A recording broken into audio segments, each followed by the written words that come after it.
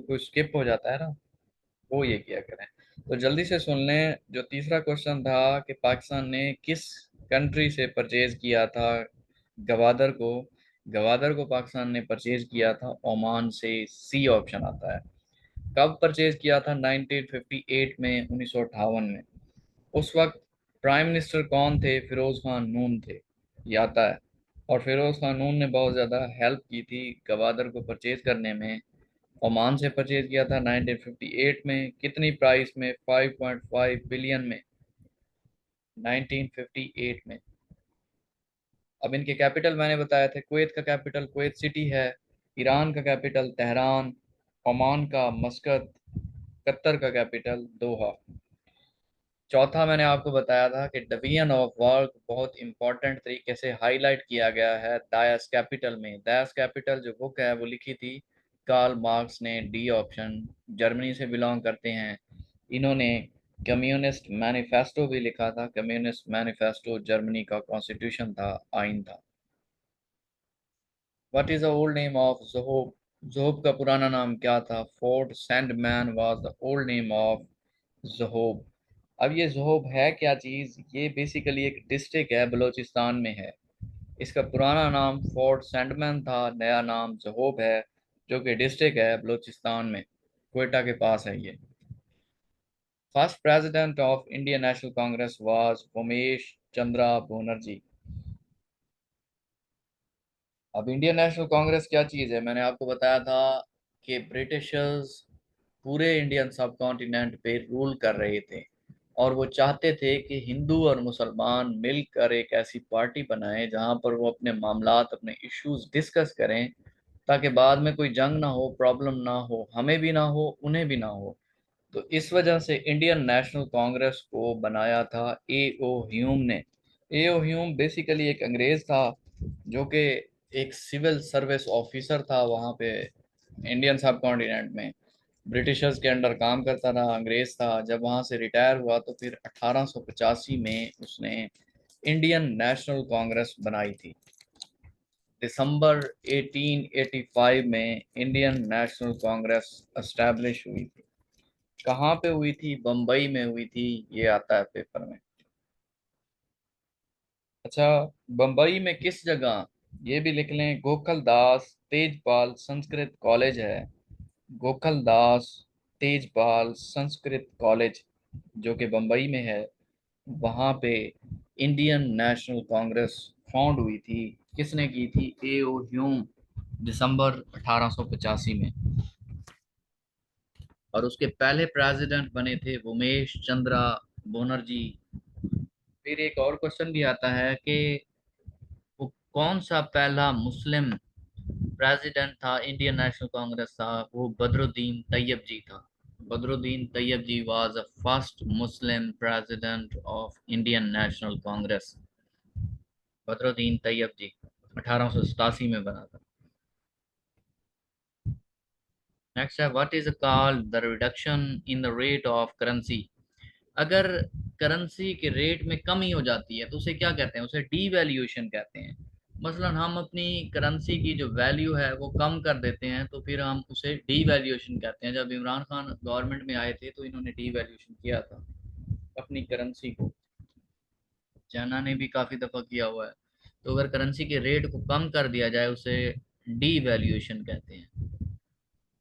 Babar Azam is a famous in the field of cricket. ये तो बहुत फेमस है, पाकिस्तान की क्रिकेट टीम का कैप्टन बाबर आजम है, चाहे वो T20 हो, ओडीआई हो या टेस्ट हो, तीनों में कैप्टन बाबर आजम है। तो सी ऑप्शन आएगा, cricket. What is the meaning of x post factor? X post factor का क्या मीनिंग है? एक्स पोस्ट फैक्टर कहते हैं गुज़श्ता जमाने पर नजर डालना, आफ्टर द फैक्ट। सो इसका जो एक्यूरेट बनेगा, विद रेट्रोस्पेक्टिव एक्शन और फोर्स, इसे कहते हैं गुज़श्ता ज़माने पर नज़र डालते हुए। एक्स पोस्ट फैक्टो, एक्स गुज़श्ता, पोस्ट फैक्टो गुज़श्ता ज़माने पर नज़र डालना। तो इसका जो बी ऑप्शन है ये बनता है विद रेट्रोस्पेक्टिव एक्शन और फोर्स, गुज़श्ता ज़माने पर नज़र डालते हुए। Hope Dylan got the Nobel prize in the field of literature, B option आएगा। ये उस वक्त तो जब आया था 2020 में बहुत टफ लग रहा था क्वेश्चन लोगों को, क्योंकि ये बॉब डायलन जो था 2016 में इसने लिटरेचर में नोबेल प्राइज विन किया था। यूएसए से बिलोंग करता है ये Bob Bob Dylan. Nobel prize लिया था इसने किस में, लिटरेचर में। बी ऑप्शन आता है, यूएसए से बिलोंग करता था। अब नोबेल प्राइज के बारे में आपको बताया हुआ हिस्ट्री के, नोबेल प्राइज एल्फ्रेड नोबल ने बनाया था, एस्टेब्लिश किया था 1901 में। एल्फ्रेड नोबल ने, जो कि स्वीडन से बिलोंग करता था, उसने 5 कैटेगरीज बना दी कि इनमें अगर कोई बहुत अच्छा परफॉर्म कर जाता है पूरे साल में, तो फिर उसे उस साल के एंड में दिसंबर में नोबेल प्राइज दिया जाएगा।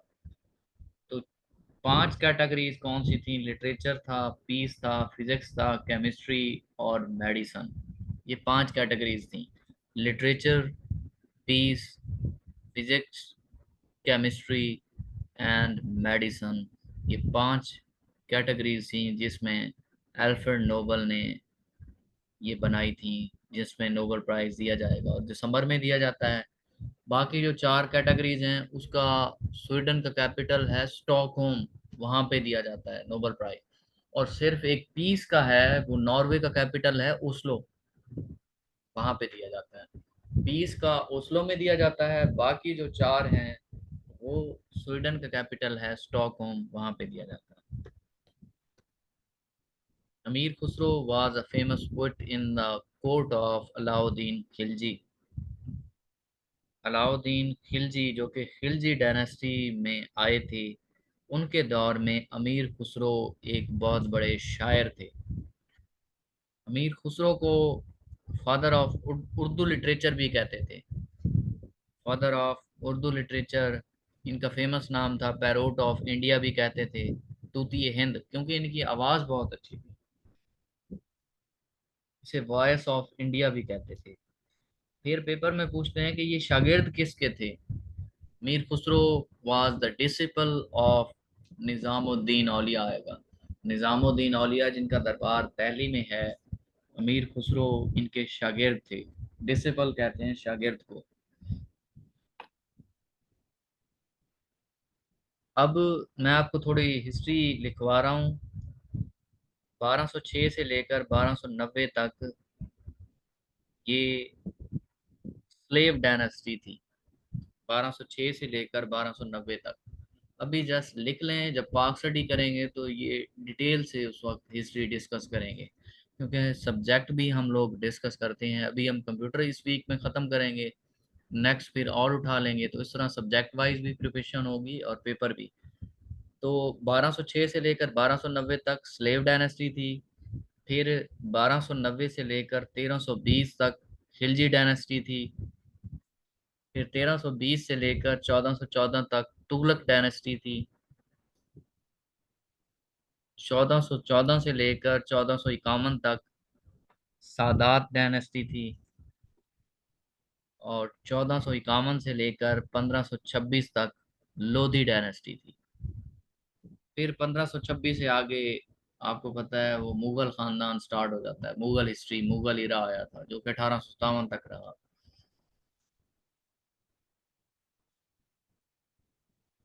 Commonwealth games 2018 was hosted by Australia.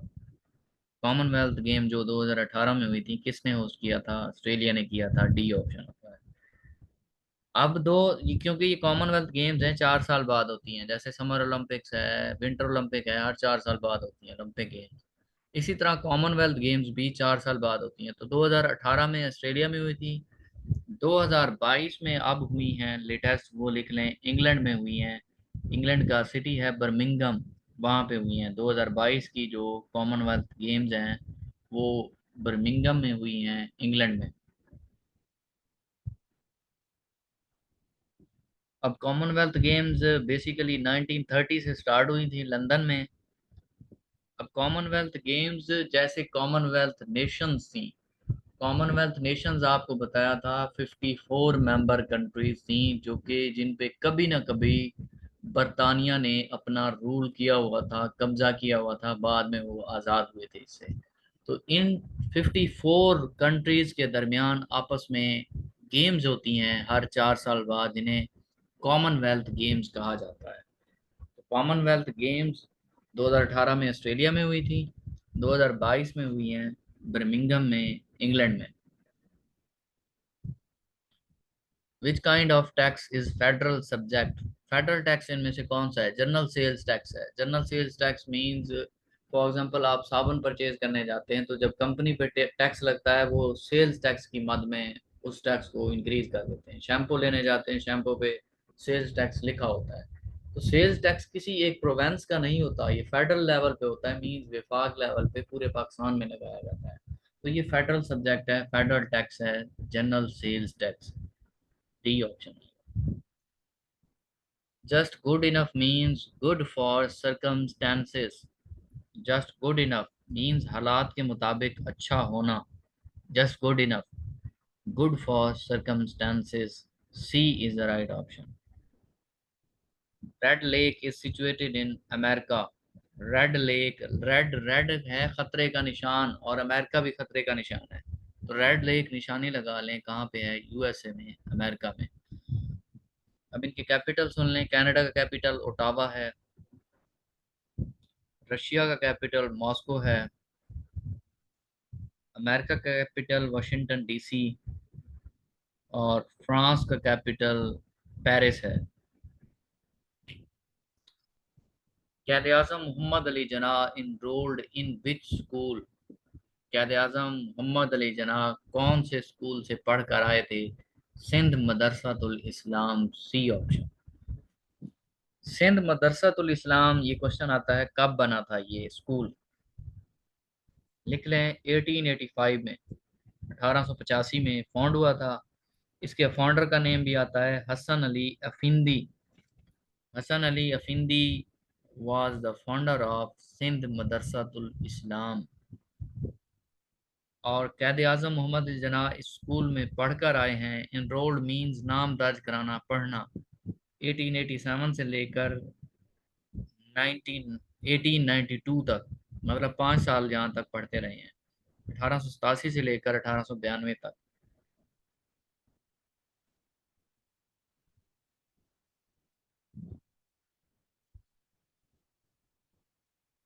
Isotopes are atoms of same elements with different number of neutrons. Isotopes क्या होता है? आइसोटोप्स आपने फिजिक्स में पढ़ा होगा, जिसमें सेम एलिमेंट होते हैं, इलेक्ट्रॉन और proton, but different number of neutrons होते हैं, उसको हम आइसोटोप्स कहते हैं। यही पूछा हुआ है। अगर आइसोटोप्स की डेफिनेशन आपको आती है तो क्लियर हो जाएगा। Isotopes are atoms of same element with different number of neutrons, C option आता है। आइसोटोप्स ऐसे एटम जिनका नंबर सेम नंबर होता है प्रोटॉन और इलेक्ट्रॉन का, लेकिन डिफरेंट होते हैं number of neutron. So C option है।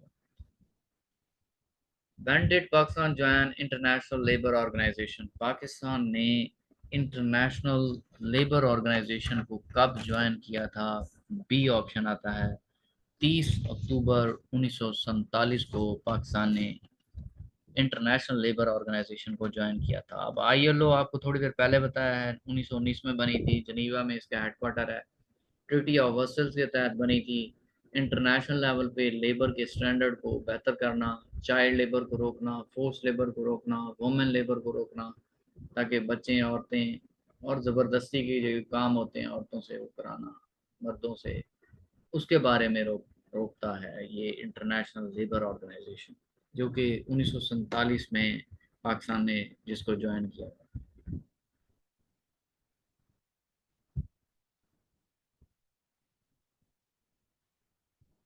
Fill in the blank. A cat differs from a dog. ये तो बहुत ही आसान है। एक बिल्ली जो है वो मुख्तलिफ होती है फ्रॉम अ डॉग, एक कुत्ते से। Physiotherapy is a curative method of immobility of joints. ये जो मसल्स होते हैं ना, हमारे जॉइंट्स, मसल जिसे कहते हैं, वो खेलते हुए या फिर कुछ करते हुए, भागते हुए किसी वजह से वो अपनी जगह से हिल जाते हैं, इमोबिलिटी हो जाते हैं, दूसरी तरफ हरकत कर जाते हैं, या कहीं हमारे जिस्म में दर्द फिर शुरू हो जाता है। तो फिर फिजियोथेरेपी कराई जाती है। फिजियोथेरेपी बेसिकली ट्रीटमेंट है या हीलिंग थ्रू फिजिकल मेथड। इंसान जो है वो जिस्मानी वर्जिश जिसे कहते हैं वो कराई जाती है, उसे फिजियोथेरेपी कहते हैं। तो जॉइंट्स जब अपनी जगह से हिल जाते हैं तो फिजियोथेरेपी के तहत उसे ठीक कराया जाता है, बी ऑप्शन आता है।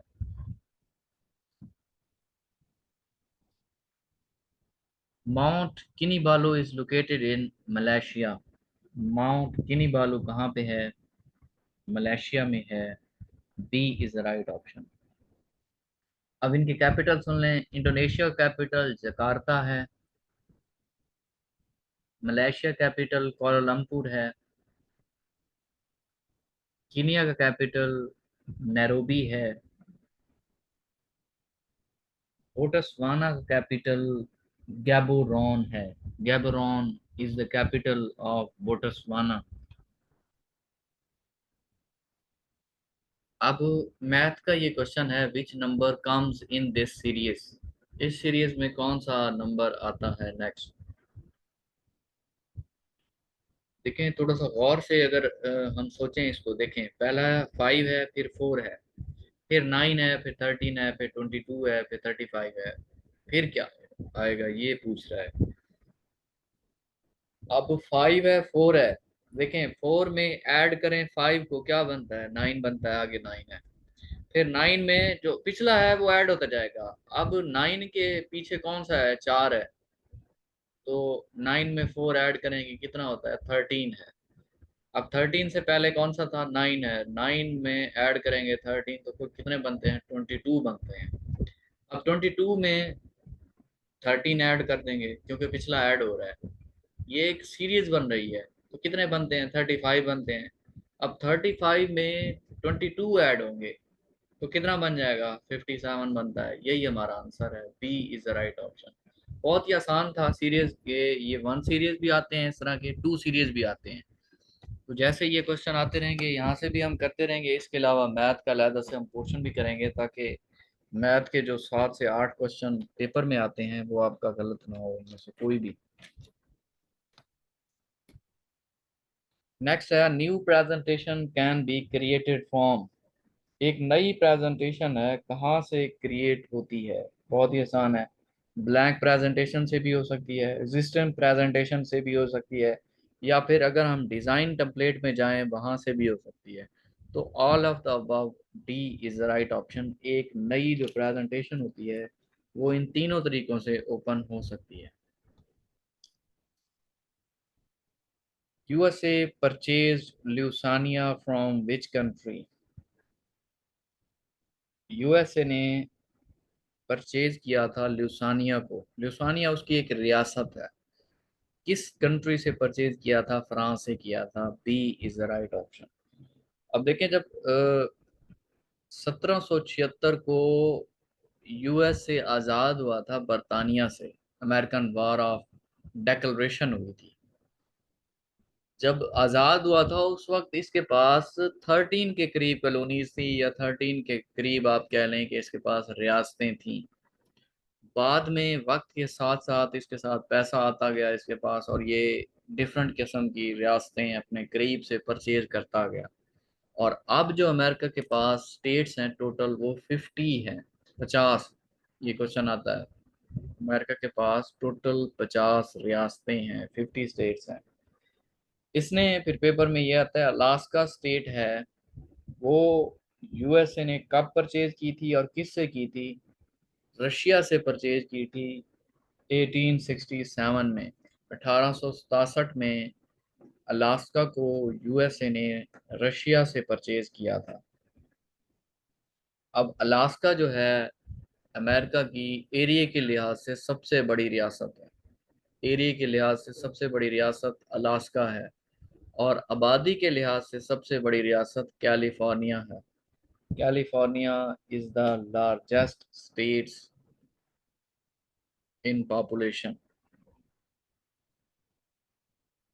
अब कैपिटल सुन लें। रशिया कैपिटल मॉस्को, फ्रांस का पेरिस, अर्जेंटीना का कैपिटल ब्यूनस एयर्स है। Light house of Alexandria is situated in which country? Light house of Alexandria 7 wonder of world में आती है। 7 जो अजूबे जिन्हें हम कहते हैं, कहाँ पे है? इजिप्ट में है। B is the right option. अब इनके कैपिटल सुन लें। तुर्की कैपिटल अंकारा है। Ankara is the capital of Turkey. Egypt का कैपिटल कायरो है। सीरिया कैपिटल दमस्कस है। Damascus is the capital of Syria. और जॉर्डन का कैपिटल अमान है। Amman is the capital of Jordan.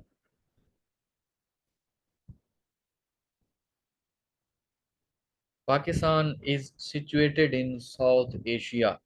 C is the right option. अब ये तो बहुत आसान है, जब मैंने आपको मैप भी कराया था एशिया कॉन्टिनेंट का, साउथ एशियन कंट्रीज थी 8, उसके नाम भी लिखवाए थे। तो ये सारी 8 कंट्रीज साउथ एशिया में आती हैं। एशिया की साउथ साइड पे है पाकिस्तान, इस वजह से साउथ एशिया आएगा। सी ऑप्शन बनता है।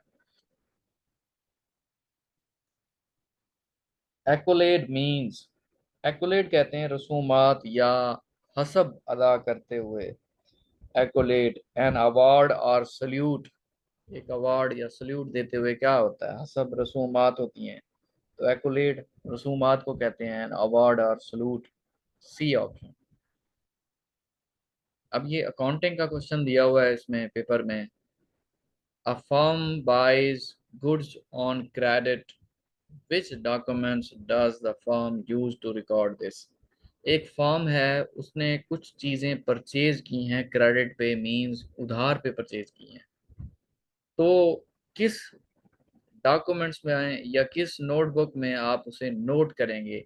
परचेज इनवॉइस में नोट करेंगे, क्योंकि परचेज की हैं, चाहे वो उधार पे भी हैं। तो परचेज इनवॉइस में करेंगे, क्योंकि परचेज किए हैं तो परचेज में वो करेगा। सेल में तो अब कर नहीं सकता, ना ही क्रेडिट नोट में करेगा, ना सप्लायर में करेगा। परचेज किए हैं तो वो फर्म परचेज इनवॉइस में करेगी। परचेज इनवॉइस एक बुक है।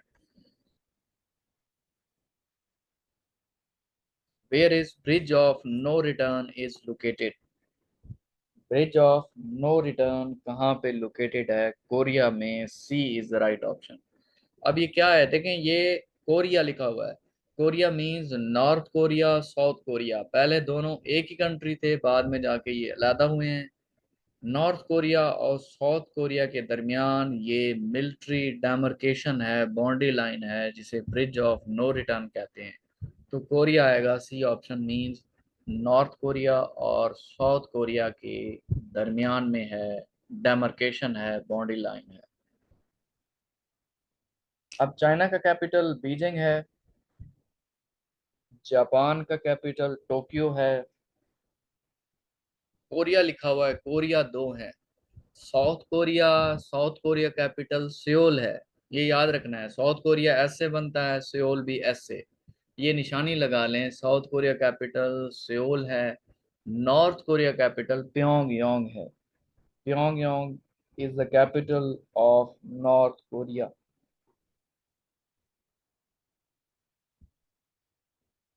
फ्रांस का कैपिटल पेरिस है। Paris is the capital of France.